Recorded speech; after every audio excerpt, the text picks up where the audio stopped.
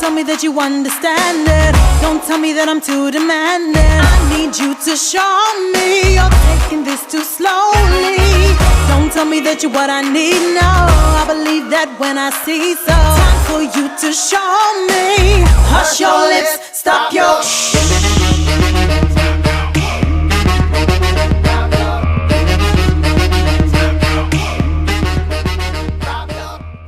Do y'all see all that line coming out all the way up underneath? Woo!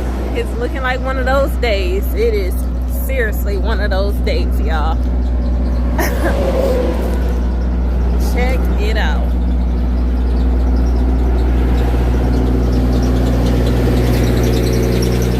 Check it out.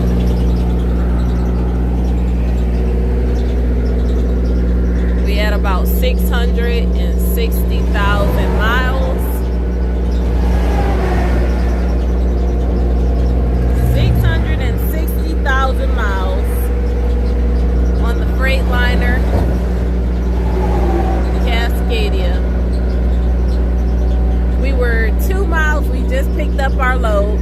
It's about 39,000 pounds. We heard a slight pressure, got onto the highway. It sounded like a pressure, like something popped. And then the next thing you know, we see smoke coming off the tire. We were losing pressure. This oil, this wasn't like that. We tried to creep. We were on the other side of that bridge, and we tried to creep to this side because it's water, and I'm like not a fan of water and being by the water.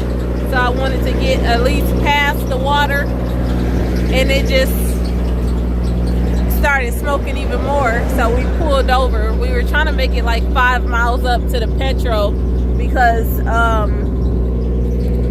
they don't do, what do you guys know? The Petro in Little Rock, TA Petro in Little Rock does not do roadside assistance, so they claim, on the weekend or period. I don't know.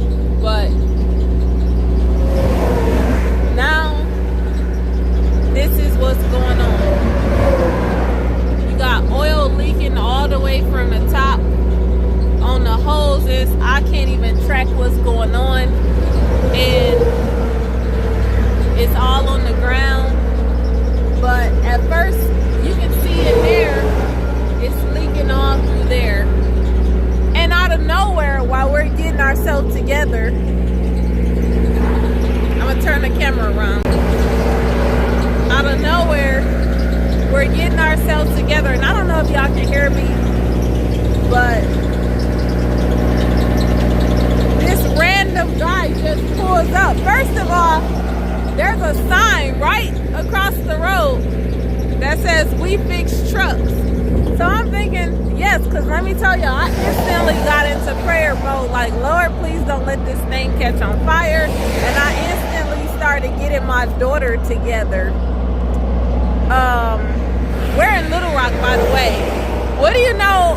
A good thing is I'm glad that we're by the house, because even that we're home. I'd rather be home dealing with this than out of state. But out of nowhere, this random guy just pulls over and starts checking out our truck. And we're like, what the heck is he doing? You know, like, he's in a car, so we're like, he's not a trucker. And he just so happens to be a repair shop that's up the road. So we're calling TA. We called their roadside, and nobody even came out.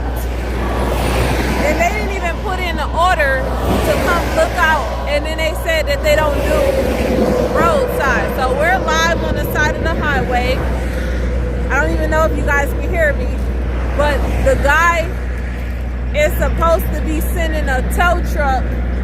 He's gonna tow. We started shopping around, because I know a lot of you are gonna say, oh, leave TA alone and look for somewhere else. So as far as getting it towed and dealing with it right now, I don't know what that driver just did. I gotta get him out here, because it's drivers out here freaking honking their horns at me. But